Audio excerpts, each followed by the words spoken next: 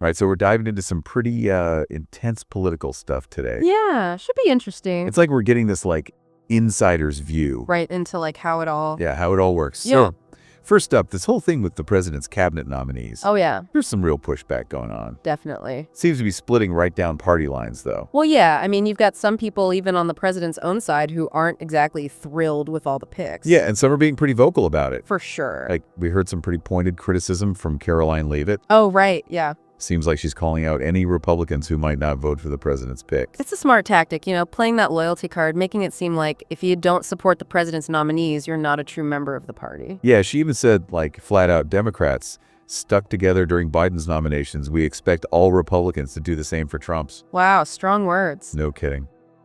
Right, switching gears a bit. Troy Nehls has been pretty outspoken about wanting to make some serious changes at the FBI. He even said we need to get the fish. Wow, yeah, I heard that. So, like, what's behind that? It seems like there's this deep distrust, right? Like he thinks the FBI has gotten too focused on going after certain groups and not enough on protecting people. Yeah, almost like they've lost sight of their real purpose, Exactly. And it sounds like Nehls already has someone in mind to lead this revamped FBI. Oh, really? Who's that? He's backing Kash Patel, so, this is something we'll definitely need to keep an eye on. Huge implications if that happens. Absolutely. Okay, so this next one's kind of strange. What's that? There's a debate going on about what to call a body of water. Okay. Like Gulf of America versus Gulf of Mexico. You'd think it'd be pretty simple, but people are getting really fired up about it. Interesting. It's almost like this little debate reveals something bigger going on, About what? About, like, national identity, the stories we tell ourselves, the language we use to describe things matters, even if it seems trivial. I see what you mean. Yeah, and Caroline Leavitt, she's been a big proponent of calling it the Gulf of America. She even criticized the Associated Press for not using that term. Interesting. He's definitely not shy about sharing her opinion. No, not at all. It seems like it's tapping into this idea that America should be the dominant force in the region, and the name of a gulf is somehow part of that. Yeah, and the White House press secretary has also chimed in on this. Oh, really? Saying that Gulf of America is the official name, even citing Google and Apple as using it. It's like they're trying to make this a reality just by saying it enough times. It's powerful stuff, controlling the language we use. Absolutely. Words matter. Okay, let's shift to international relations for a moment. There's been a lot of talk about President Trump and President Putin possibly meeting. Yeah, big news. Big, but complicated. These visits hinge on some preconditions, and that's causing some friction even within the administration. Really? What kind of friction? Well, some folks are uneasy about starting talks with Putin without clear terms set beforehand. It's seen as a risky move, potentially giving up too much ground before even starting. Oh, I see. There's also a lot of debate about Ukraine and whether they should join NATO. Yeah, that's a touchy subject for sure. Huge geopolitical ramifications. And of course, the White House press secretary came out to defend the president's approach to these talks with Putin. Makes sense. They want to make it clear that he's in control and negotiating from a position of strength. Yeah. All right, last one for this part. There's been a lot of buzz about press access, particularly after an AP reporter was barred from certain areas of the White House. Oh, yeah, I heard about that. What was that all about? Some people are thinking it might be retaliation for the AP not using the Gulf of America name. Wow, seriously, that's worrying. Like, if reporters are afraid of getting punished for not using the administration's preferred language, that's a huge blow to press freedom. A huge blow. And it sets a really bad precedent. It's not just about this one incident. It's about the chilling effect it could have on other journalists. Yeah, that's a good point. If they can do it to one, they can do it to anyone. Exactly.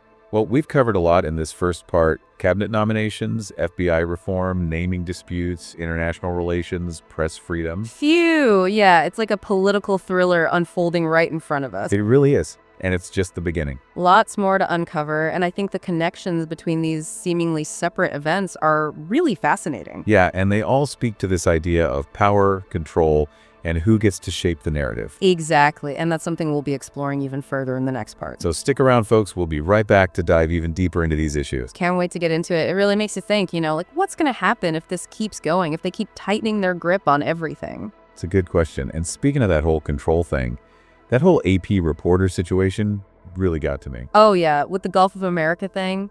Yeah, like, what does that say about how this administration views the press? It's not a good sign, that's for sure. You need a free press to keep those in power in check, And this just feels like they're trying to silence anyone who doesn't agree with them. Exactly. And it goes beyond just this one incident, right? Oh, absolutely. Other reporters are going to see this and think twice before they publish anything that might upset the White House. And that means the public is less informed, which hurts everyone in the long run.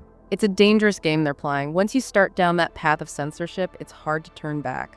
This kind of reminds me of what we were talking about earlier with the pushback against those cabinet nominees. Oh, right, from within the Republican Party itself. Yeah, do you think there's a connection there? Like, is this all tied to the president feeling like he's under attack from all sides? It's definitely possible. If he's feeling the heat from his own party, he might be even more inclined to try and control the narrative. Like he's got to circle the wagons and get everyone back in line. Exactly. And that can lead to some pretty extreme measures, like barring reporters or trying to rename entire bodies of water. It's wild, isn't it? Like how all this stuff is connected. Totally. You've got cabinet nominations, naming disputes, press access, international relations, and they all tie back to this central theme of power and control. And it's all playing out right in front of us in real time. And what's really fascinating to me is how much of this is happening in the realm of language. Oh, like the Gulf of America thing. Exactly. It's not really about the geography. It's about shaping how people think about America's role in the world. It's like they think if they can just change the words we use,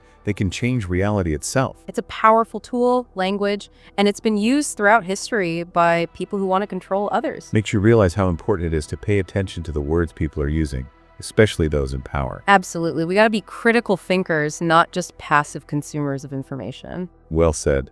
It's a crazy time to be following politics, that's for sure. It is, but it's also super important. What's happening now will have a huge impact on the future. So we got to stay informed and engaged, right? Absolutely. We can't afford to be complacent. All right, listeners, we're going to take a quick breather here. Catch our breath, process all this craziness. But stick around, because when we come back, we're going to be talking about how all of this ties into the administration's broader agenda and what it could mean for the country as a whole. All right, we're back and ready to unpack even more of this political drama. It's like a high-stakes game, and we're trying to figure out everyone's strategy. Exactly. So how does all this stuff we've been talking about, the cabinet fights, the FBI thing, the Gulf of America push, fit into the bigger picture? Like, what's the end game here? Well, if you look at it all together, there's this clear pattern of consolidating power and trying to project this image of America as the ultimate power player. Okay, so how are they doing that? What are the specific tactics they're using? Well, take that whole get the fish comment about the FBI. That's not just about getting rid of a few people. It's about reshaping the entire agency and making it serve their interests. I see. And then you've got the Gulf of America thing that's all about controlling a narrative, even if it means rewriting reality. So it's about symbolism more than anything else. Exactly. It's about sending a message, America is in charge and everyone else better fall in line. And what about the press access issue? How does that play into this? That's another way to control the narrative, right? If you can limit what information gets out there and maybe even punish those who don't play by your rules, you can shape public perception pretty effectively. So is this all part of some grand plan, or are these just random moves that happen to be working in their favor? It's hard to say for sure, but it's definitely not random. There's a clear intentionality here, a concerted effort to shape the narrative and assert their dominance. It's kind of overwhelming. We've got cabinet battles, FBI shakeups, naming disputes, press freedom concerns, international power plays. It's like, where do you even begin to make sense of it all? Yeah, it's a lot, but the key is to pay attention to the patterns, the underlying motivations, and to always be asking questions. Who benefits from this? Who loses out? And what does it all mean for the future? So for our listeners out there, what should they be focusing on as this story continues to develop? Pay attention to the language being used, the stories being told. Look at who's in control of the information and who's being silenced. And most importantly, don't just accept things at face value. Dig deeper, connect the dots, and form your own conclusions. It's like we're peeling back the layers of an onion, right? The more we look, the more we realize there's more to it than we initially thought. Exactly, and it's a never-ending process. The political landscape is constantly shifting, so we have to stay vigilant, stay informed, and stay engaged. Well said. Well, folks, we've thrown a lot of information at you today, but hopefully it's given you a better understanding of the forces at play in our current political climate. We've talked about power, control, narrative, and the importance of critical thinking in a world that's increasingly trying to tell us what to think. It's a lot to process, but it's crucial that we stay engaged and informed. Because ultimately, the decisions being made today will have a profound impact on our future. So keep those critical thinking caps on and stay curious. Thanks for joining us on this deep dive, and we'll see you next time for another exploration of the ever-evolving political landscape.